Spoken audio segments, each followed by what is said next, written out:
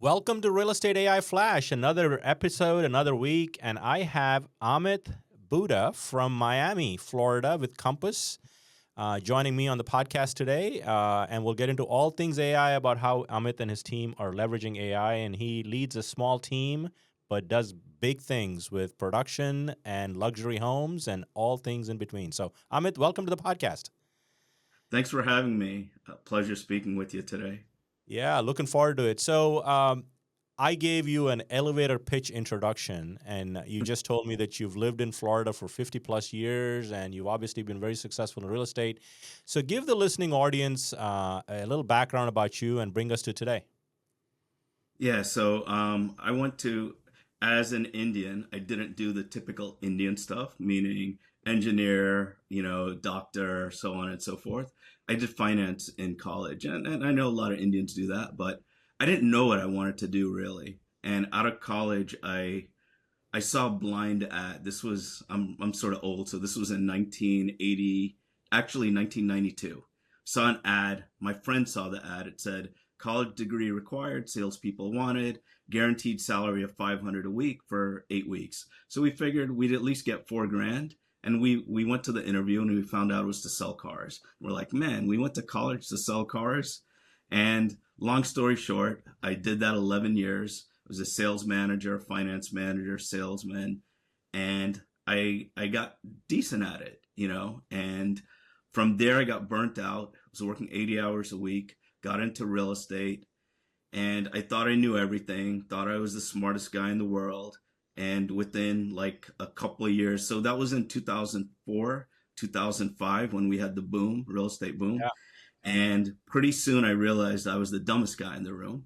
And I took me a few years to realize how to do real estate for me. One of the great things about real estate is people can be successful in many different ways. And for me, it was creating content. And it took me many years to figure that out. But once I figured that out, it helped a whole lot. Yeah, and so 2004. So you're 20 years in real estate, then approximately, give or take, right? Yeah, 21 years. Yeah. Yeah, and you're clearly we'll put all the links to Amit's social platforms in the show notes, but you're clearly a content creator. I'm going to dig into that with all things you're doing with AI. What was your first light bulb moment with Gen AI in general, Amit? Yeah, so there's this guy named Chris Smith. He was the founder Sure. of this company called Curator with Jimmy Mackin. Yeah. And so he had this thing, he has this separate thing for agents. And he introduced us to ChatGPT when it first came out. Chris has always been on top of like tech. Yeah. And Yeah. since I'm a content creator, I was like, hey, let me ask it to write some stuff. And so one of the articles was like, a lot of people move from California to Miami. Um, and a lot of other places to Miami. And one of the things that I learned a long time ago is to be different, right? Everyone says all the great things about everywhere, but I figured, let me do an article on the 9 worst things about moving to Miami. So I had ChatGPT write it for me, and it was exceptional. And I learned quickly that if you talk to it a certain way, you'll be more successful with it. Yeah, that's a very contrarian viral hook. Nine worst things to know about living in Miami. So you've obviously jumped on the AI train early with Chris's introduction, November 2022. Like we're like close to 3 years coming up now. It's crazy. The last what we've seen in the last 3 years, right? Just Right. yesterday, a fun fact. I mean, I'm sure you've seen the Google Gemini's release of Nano Banana. The way you edit it is bananas, in so many ways. And I did a little short video on it. So it's crazy stuff in terms of the evolution. So let's get into, obviously you're a content creator, you have a passion for creating content, and I can only imagine that AI has sort of amplified what you can do, personalize, and all the things that you've done. So let's get into content creation and all the things you're using AI for. Yeah, so I'll get into like the real estate stuff a little bit later, Yeah. but this is how our team, thankfully, there's four of us. I'm the team lead or whatever. I hate to say I am because it's us, we, not me. 100%. And so what we learned in real estate is every real estate agent has had transactions that should be super easy, but are very difficult. You may have like a motivated buyer seller has to do a transaction, but the transaction is just very, very difficult. And there are some transactions that should be very difficult, but are not that hard. And the reason for that is it's because you have stuff in common, right? So for me and my team, the team, we have different buckets of content we create. So one of the things is like I'm into mental health. Sadly, I've had 7 friends commit suicide, and I've lost 7 friends. So because of that, and my wife's brother was the U.S. Surgeon General a couple times, and so he was into mental health a lot. So we had that connection. So I post about that a lot. So that's one of my buckets. Then foodie, I love food, so that's another bucket. Family is another one. Obviously, Miami lifestyle, another one. And then the last one is just stuff I find interesting, like sports cards, NFTs, crypto, and all that stuff. So I have a bucket of different things. So AI is helping me for content creation for one of these things. I have a podcast. I use NotebookLM, and I don't Yeah. want to get in the weeds, but I use NotebookLM. I find an article every day because just organically we're looking at stuff on the news or whatever. So I'll pick within these buckets different articles. I'll put it on Notebook LM. I'll have a prompt that I'll share with it, and I'll be happy to everything I say, I'm happy to share with anyone. In real estate, people hire you because they like you, not because I know more than you. And so I have this prompt that I figured out. It's sort of like, I'll give you an example. Coldplay came to Miami, and Yeah. my family, we went to the concert. But prior to that, there were a lot of articles. And so people were interested in those articles. So instead of trying to have an ad, pay someone to put an ad about our team, I just created the article, had a prompt to mention us a little bit in a non-salesy way. And then people are reading our content. So with Notebook LM, we're able to, since last year, I have over 400 podcasts of different stuff that's, I always try and do real estate maybe 20 or 25% and the rest other stuff. Yeah. Because I always tell people that if you're my if you're my client and all I post about is real estate, the second you buy or sell a home, you're not interested in my stuff. But Yeah. if I post about other stuff, every once in a while you'll see that I'm in real estate. And that's one of the things for content creation. I don't want to go like crazy with it, but that's one of the things. Yeah, for sure. I think your approach is so on point in terms of broadening your reach because you're more of a adding value in multiple buckets for people, and you connect with them, and they'll discover that you're in real estate, right? Sooner or later. So I'm a big fan of Notebook LM, by the way. So so I'm assuming you find articles, you curate the prompt, you have a rinse and repeat prompt that creates the audio overview, and you publish that as a podcast, and that's where you got the 400 podcasts. Is that fair to say? Totally. So yeah, I do that. I create the audio, and then I go to Podbean, Yeah. and then I put it on there. I create a thumbnail from ChatGPT, and then I put that together, and then it syndicates to like iTunes and all the other ones. Yeah, for sure. Did you look into the video overview that just recently got released? I did see that. I did see that. That's pretty cool. Pretty cool, yeah. So it's given you the scale and how much effort, like producing a podcast. I'm in a podcast studio. We talk people live. This is obviously it's still a podcast, but it's obviously human interaction versus publishing content through what you're talking about. Um, Without AI, that would have been just mammoth effort, just not possible.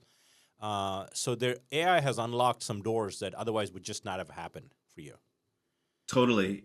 Just to give you an example, prior to that, in 2020, I believe, or maybe even before that, I created a podcast, like a channel, because I heard podcasts were a big deal. And I probably did maybe 50 or 80 over the last, 4 years. And then I'm like, forget this channel. Let me start this other channel. And now I have 400. So yeah, Yeah. it's huge. So, So content creation with podcasting is one approach with different buckets that you're creating content for. What are some real estate specific things you're doing with AI with you and your team? Yeah, so good question. So I have two different things, buyers and sellers, right? So a buyer, so our team, we sell on average the price points, going to be 1 million plus, probably higher than that. Obviously, we sell less expensive stuff and we do rentals and all that. But when you have a client that is looking for a $5 million home, so give you an example, we're working with someone, the guy's in charge of a hedge fund. He's looking from New York, like a lot of these clients are, wants value, right? He doesn't want us to be a Zillow order taker, just, hey, call up. I saw this on Zillow, set up the appointment and, do that. That's not going to give a good, they're not going to see that we deserve a good commission for that, right? So instead, I use ChatGPT, and this is one of the uses, and I'll post the link to that property. So they're looking for a place called Coconut Grove in Miami now. So I'll put the link into Coconut Grove. First of all, AI obviously, as I've listened to your podcast and stuff, isn't isn't replacing us, but is just enhancing us, right? So in the beginning, I'm gonna get my own ideas about the property first. Then I'm gonna go into ChatGPT, put the link to the property that they sent me, and say, my client's interested in this property. Show me 5 things that aren't obvious to the buyer that are negatives about this property. And then it'll tell me some stuff, and I'll be like, I talk to it like it's a person. I'll be like, dude, that sucks, man. Give me something that's a little bit better. These people are smart. And then it'll give me different things. And then I'll ask it to create this. I'll say, ChatGPT, I've been speaking to you for 4 years or 2 years, whatever it is. You know me, you know how I speak. Write this in my words, and Yeah. then make it sound like it's not AI. And so it won't be an AI detector, won't be able to figure this out. So different things like that. That's for buyers. Yeah. The seller one I have, Go I'll ahead. tell you later if you want me to. No, no, go ahead. Go dig into it. So one of the things about listing appointments, every agent says the same crap, and it drives me nuts. So one of the things that we do is, like, if I go on a listing appointment with you and I try and make it fun with you, interactive, and make it about you, not me, right? And I say, whether you hire me or not, it's okay. But let me ask you this. In the last 6 months or 3 months, how many people do you think in your neighborhood were doctors, lawyers? How many sales do you think there were? How many people do you think were from out of town? This, that, and the other. And I'll ask them, and I'll take them off. I'll make no pressure. I'll say, no one has ever got this right. So please tell me what you think. Then they'll tell me what they want. And I'll say, good good guess, but you're a little bit off. And then I'd ask them, do you think knowing who your buyers are for your home sale would be beneficial to you? And they're going to say, of course. I would say, even if we don't know the exact numbers, if we had an idea of like how that person thinks, maybe politically, maybe what their hobbies are, their football teams, everything about them, do you think that would be important? And they're like, of course. So on ChatGPT, I use it on ChatGPT, Gemini, Grok. I do it in all three. And I created a buyer persona by prompts. So I have this prompt, a very, very long prompt.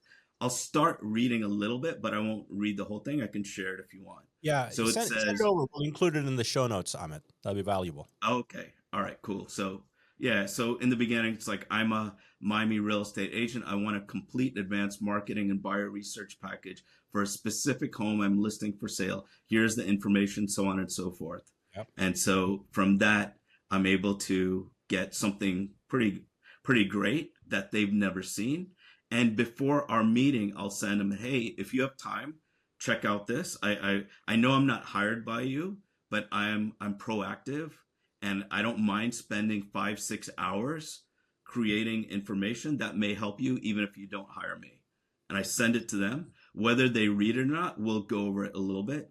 And I tell them before, I'll tell them, if you, I know you may not have time, but if you go over this, it'll save us a bunch of time when we meet. And instead of half an hour, we can make our appointment 10 minutes. Yeah. So you're finding, obviously, you're crunching through a lot of data, leveraging AI to provide value going into a listing appointment that Totally. is non-traditional value, which is like just comps and stuff that people can get off of the MLS and things of that nature, right? So is it like a Totally. property, pre-marketing property type of report? Is it what format do you send this in So typically? I'll send it in a PDF and I'll say, like, these are the people most likely to buy your home. So one of the prompts in there Yeah. is to Yeah. share with me buyers um, who would buy this that you would be shocked to know about, and tell me 5 things about that buyer that people would think is the opposite. Mm. So I'm trying to intrigue them a bit and to get them to see stuff that, I'm not saying we do professional photos, photography, 3D. Everyone says the same stuff. An 8-year-old can do that, you know? So Yeah. I'm sharing them valuable information and then I have a video of some testimonials where we had expired listings and we got them. And I made it about the client rather than us. So Yeah. a quick example is, we had a property, it was on the market like a year, 6 months with someone else, a great agent, didn't sell it. We did our research. We found out a lot of people that were buying there were from the military. In that Mm. house, we saw a Christmas tree, and the Christmas tree was always there, but military personnel on there, on the, like the whatever, the round Yeah. bells or whatever, bulbs. And so we shared the video. We sold the property in 9 days. So just different things and leveraging that if we could. Yeah. So I know Miami. You mentioned a lot about people come from New York, hedge funds, et cetera. Is a good chunk of your business people buying in Miami that don't live in Florida? You Clients know, wise, give me a sense of that. it changes. So like in 2021, we had about 60% from California for our deals. So it's huge. But now, as people, and the main reason were, it was these people that were working remotely or people that had their COVID dream. But one of the stats, and this is one of the things that helps us quite a bit, is to know what's going on that others don't. And one of the stats is, like, in the past, people that sold their homes, usually that have lived there 5 years or less, were very small. Now it's a high number because a lot Mm. of people moved here, thought Miami was a certain way, or couldn't buy the house that they wanted and are moving. So now it's maybe, I would say maybe like 20%, 25% from Mm. outside Outside. Miami. Yeah. And the reason I asked that question is to just double down on, do you leverage AI to market to the second home market or people that are moving there, maybe not for primary residence? Is there anything there that you're leveraging AI for to kind of get data on it? Yeah, totally. So, and it's more content rather than data, Yeah. Yeah. because in our experience, and everyone is different, the storytelling and content does better than the numbers, right? Yeah. Because if I ask 5 real estate agents, how much does a good agent sell in a year, I'm going to get 5 different answers, right? So it doesn't really matter that much. And price per square foot, if they're single family homes and the neighborhoods are different, it's sort of hard to pick up on. So, like, what we do is we have something called Miami Neighborhood Guide. So the website, miamineighborhoodguide.com. And during COVID, I knew that real estate would slow down. And I thought, let me think of every single neighborhood in Miami that I can. Because when people come to Miami, they don't know Miami is Pinecrest, where I live, or Coconut Grove, and all these other places. So we have about 70 different neighborhoods, and we Mm. do about 20 articles on each one, like date spots, Instagrammable places, so on and so forth. And we use AI to get a lot of the data from it, and then we create the stories from it as well. That's awesome. That's awesome. So you're obviously doubling down on being the neighborhood expert, has legit content that you put out so people can find you, content creator, et cetera. So what is your tech stack of AI tools, Amit? I know you touched on ChatGPT, NotebookLM. Let's kind of dig into your not the ones you test and stuff, but they're tried and true things that you go to all the time. What's your tech stack like AI wise? Yeah, so I have Gemini Ultra, I think that's what it's called. The Yeah. Grok, the best one. ChatGPT team. I tried the other one, but the team was better for me. Then I use Descript. It's a Oh, yeah. video editing tool and transcriber. Use that. I use NotebookLM. I use you know what I've learned too is like a lot of times you can use these main ones like ChatGPT, Gemini and stuff to do the stuff that other ones do if you use the right prompt, you know, Yeah. Yeah.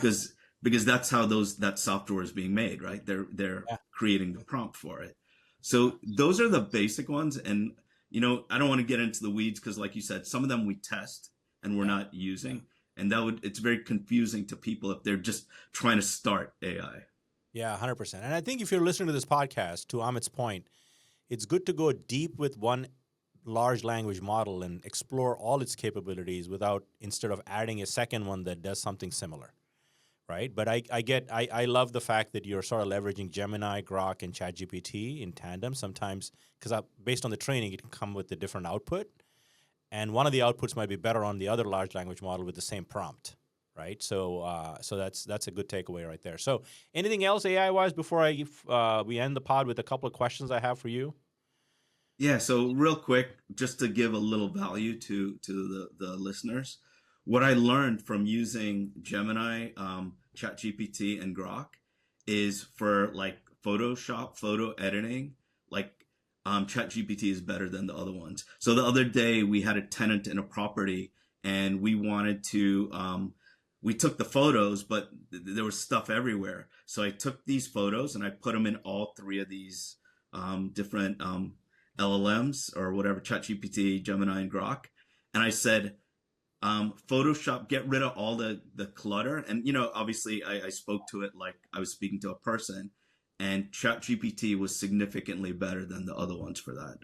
Yeah, yeah, for sure. I don't know if you've tried the recent Nano Banana from Gemini. I've seen some excellent results as well. Like to your point, I mean, you got to, as we're recording this, by the time we release this episode, one of these three is going to do other things with image. So as of this recording in late August, take it for what it's worth, but a good takeaway there. So anything else that you want to add before I get to the final questions? We good? The last thing I would say, and I won't make it so long, is a lot of people are scared to use AI, and they think they want to use it for their business, but they just don't want to start because they feel pressure. Instead, if you like Madonna or Taylor Swift or Drake or whoever you like, just use ChatGPT. Download ChatGPT. It's easy. It's like Apple, very easy to use. Start asking it questions. And when you talk to these things, talk to it like it's a person. Yeah. And in the beginning, just use voice. Talk to it like you're having a conversation with someone smarter than you that's friendly, that's not going to judge you. If you do that, you'll get great at this. Yeah, 100%. I mean, great advice there. It's timeless advice. And I've been telling agents, look, the goal is nobody's keeping up with AI. Okay, so don't feel FOMO because it's changing every day. But I think what you should feel FOMO about is being at the same place this time next year with your AI adoption. Just be on your journey, right? Like you didn't get here overnight, Amit. You've tried it, tested it, kind of built your own recipe, AI recipe, for lack of a better word. So those are great takeaways. So let me get to the final two questions I ask all my guests. You've been in real estate 20 odd years now. If you had to give one piece of advice to your younger self, if you were to start in real estate today, what would that be? It could be anything. It doesn't have to be AI related. It could be anything that you feel is going to be valuable for our listeners.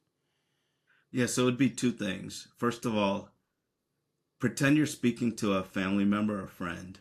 As agents, we're taught so much by the brokers to tell how great we are, but we never ask about that person, right? If I'm speaking to a friend or family member, I'm not going to say, "Hey, Compass is the best because this, that, and the other." I'm going to say, "Hey, Dave, it's cool that you want to move. Why do you want to move there?" And ask if it's okay if I can take notes because I want to remember this because their relationship is value, and I know the importance that they're giving me. The next thing I would say is, as agents, when we start, or when we're not where we want to be, we fake until we make it. That's not the right way. If we watch a movie, we're not always like rooting for the person that it wins all the awards. We're rooting for the underdog. It's like sports. When we watch a game that we don't know who's playing, we don't know either team, we usually do root for the underdog. So if you're a new agent, create some content that is valuable to the person. So I would say, if I'm doing content, I'd say I'm trying to live my dream. I want to be a real estate agent. I know nothing, and it would be cool if you guys watch me on my journey. And then, like, on a Saturday night at 10 p.m., I'll be like, I'm so excited about this. My friends asked me to do stuff, but instead I'm trying to figure out the days on market in Pinecrest or something, and just have that journey. And by doing that, you'll do better. Because keep in mind, when someone is looking to buy or sell a place, they've probably been doing this for 3 years, right? They've been saving money to buy a house. They've been thinking about all of this. And we're taught from our brokers to make them feel guilty if they don't work with someone that knows nothing. That's so ridiculous. But if we show them that we're working hard on trying to get better, they're going to root for us, and they're going to hire us, and they're going to give us a chance. Yeah, 100%. Great advice. Great advice. Other people centric, and be authentic in your journey, and people will come to you. So that's great advice. So last question: are you a book or a podcast person, Amit? So podcast or Audible? Audible, yeah. Okay, I put Audible in the same category as books, depending on. I mean, I just want to. Is there a go-to podcast or a Audible book you've heard, read, that has been very instrumental in shaping you more than others? Yeah, so anything Chris Smith related helps Yeah. me. So he has a few books, and Gary Vee as well. Gary Vee, he's Yeah. probably way more responsible for my success. So real estate related, there's a book by Chris Smith and a few others, Exactly What to Say in Real Estate. It Mm. makes it consumer focused, and it's objection handling. And then Gary Vee, just always being kind, and if you can, and give, don't ask. Yeah. Great advice. Great advice. Amit, this has been fun. I know we can continue the chatter and keep going deep and shoot the breeze on AI tools, but I appreciate you jumping on, and hopefully I'll bump into you sometime in real life soon. Thanks so much. It would be great.